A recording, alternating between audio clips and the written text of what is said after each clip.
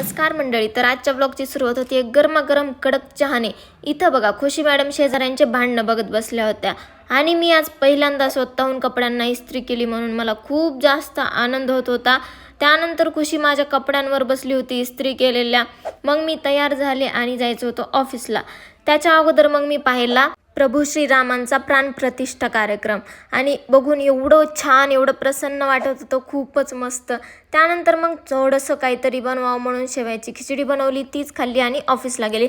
आणि आज ऑफिस होतं 2:30 ते 6:30 जाताना आणि येताना पण एवढे मस्त कार्यक्रम होते. ते सर्व पाहून खूपच जास्त छान वाटत होतं मनाला. घरी येऊन लगेच फ्रेश झाले आणि आज जायचं होतं मला डोसा खायला म्हणून डोसा खायला गेले.